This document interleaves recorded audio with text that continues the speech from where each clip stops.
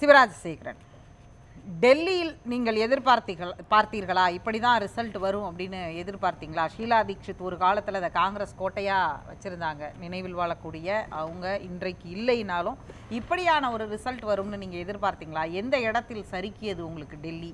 ஈரோடு கிழக்கு காங்கிரஸ் வெற்றி பெற்ற இடம், இன்றைக்கு உங்கள் கூட்டணி கட்சி திமுகவுக்கு நீங்கள் கொடுத்தீங்க. திமுக இந்த முறை வெற்றி பெற்று வருகிறது. எப்படி பார்க்குறீங்க? டெல்லியை பொறுத்தளவில் காங்கிரஸ் பேரியக்கம் கடந்த 10 ஆண்டுகளாக நாங்கள் ஆட்சி அதிகாரத்தை இழந்து இருக்கிறோம். அதில் மீண்டும் அதை மீட்க வேண்டிய பொறுப்பு, கடமை எங்கள் காங்கிரஸ் பேரியக்கத்துக்கு உண்டு.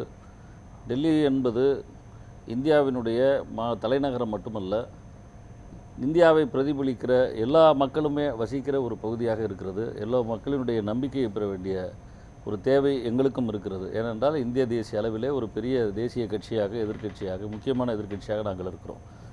அந்த இடத்தில் இவர்கள் கடந்த தேர்தலிலே ஆம் ஆத்மி பொறுத்தளவிலே அவர்கள் அண்ணா ஹசாரேவின் பின்னணியாக ஊழலுக்கு எதிரான இயக்கம் என்றெல்லாம் சொல்லி காலத்தின் கொடுமை அவர்கள் அதே ஊழல் குற்றச்சாட்டுகளுக்கு ஆளாக வேண்டிய நிலையிலே இன்றைக்கு ஆட்சி அதிகாரத்தை இழந்திருக்கிறார்கள். எங்களை பொறுத்தளவில் டெல்லியை பாரதிய ஜனதா கட்சியாக இருந்தாலும் சரி, ஆம் ஆத்மியாக இருந்தாலும் சரி, 2 பேரையுமே அகற்றப்பட வேண்டியவர்கள் என்பதிலே நாங்கள் தெளிவாக இருக்கிறோம். டெல்லிக்கு ஒரு கட்டமைப்பை தந்தது காங்கிரஸ் பேரியக்கம். நீண்ட நெடுங்காலம் ஆட்சி செய்த அந்த காலத்தில்தான் டெல்லியினுடைய அடிப்படை கட்டமைப்புகள் வகுக்கப்பட்டன. ஷீலா தீக்ஷித் அவர்கள் 3 முறை முதலமைச்சராக இருந்தபோது மக்கள் அவர் மீது கொண்டிருந்த நன்மதிப்பு என்பது, அவர் தந்த நல்லாட்சி என்பது இன்றைக்கு ஒரு பெரும் கனவாகி போய் கொண்டிருக்கிறது.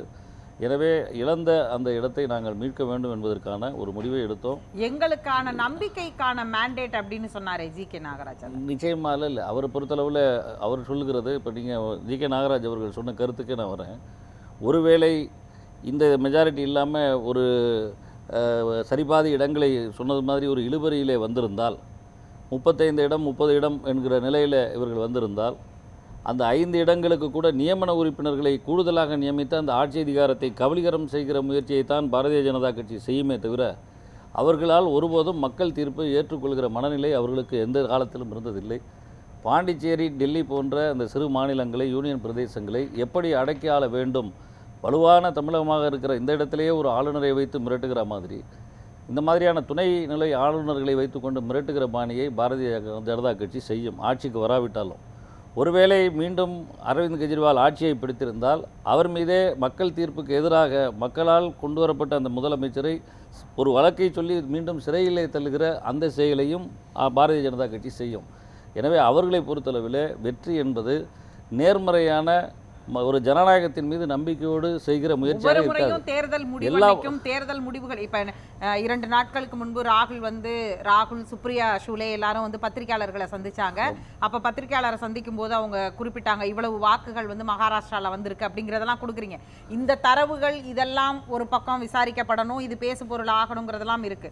ஆனால் ஒவ்வொரு தேர்தல் முடிவுகள் நாள்லையும் பாஜக மீது கொடுக்கப்படுகிற விமர்சனம் பாஜக அதிகாரத்தை அவங்க துஷ்பிரயோகம் பண்றாங்க, அல்லது மக்கள் ஏதோ ஒரு வகையில மக்கள்கிட்ட அவங்க நம்பிக்கை ஏற்படுத்திக்கிட்டே இருக்கிறாங்க அப்படின்னு இதை பார்க்கலையா? இது ஒரு தவறான புரிதல், தவறான கருத்து. அதாவது ஒரு அப்பட்டமான மோசடி. இது ஒரு 5 ஆண்டுகளுக்குள்ளே நீங்கள் ஒரு 70 லட்சம் வாக்காளர்களை, புதிய வாக்காளர்களை சேர்க்குறீங்க.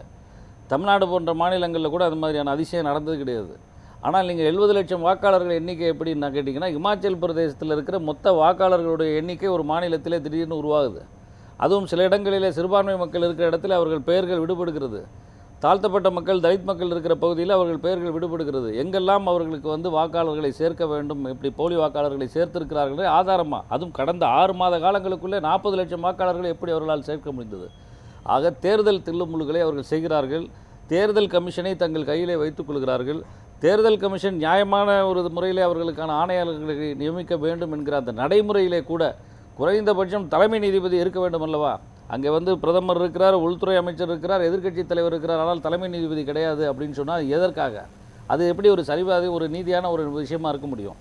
பல அமைப்புகளை சிதைத்திருக்கிறார்கள். சிஏஜி போன்ற அமைப்புகளை சிதைத்திருக்கிறார்கள். இவர்கள் ஊழலை 7,20,000 கோடி நீங்கள் ஊழல் செய்திருக்கிறீர்கள் என்று சொன்ன சிஏஜி அமைப்பை இப்போ நீங்கள் அறிக்கை விட முடியலையே. இப்படி பல இடங்களில் தன்னாட்சி பெற்ற அமைப்புகளை இவர்கள் சிதைத்திருக்கிறார்கள்.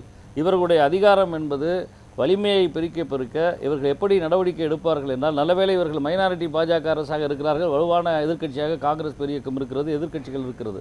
ஒருவேளை அவர்கள் வலிமையானவர்களாக இருந்தால் ட்ரம்பை போல தான் செயல்படுவார்கள். பேசுவோம். எனவே இவர்களை பொறுத்தளவில் இவர்களுடைய இந்த வெற்றி என்பது நியாயமான முறையான வெற்றி என்று எடுத்துக்கொள்ள முடியாது. 27 ஆண்டுகளுக்கு பிறகு அவர்கள் மீட்டிருக்கிறார்கள். எப்படி இன்றைக்கு ஆம் ஆத்மியை எங்களுடைய அரசியல் முடிவின் மூலமாக அவர்களை அப்புறப்படுத்தி இருக்கிறோமோ, அதே போல வருங்காலத்தில் பாரதிய ஜனதா கட்சியையும் டெல்லியிலிருந்து அப்புறப்படுத்துவோம். அதற்கான அரசியல் முன்னகர்வு என்றுதான் நீங்கள் எடுத்துக்கொள்ள வேண்டும்.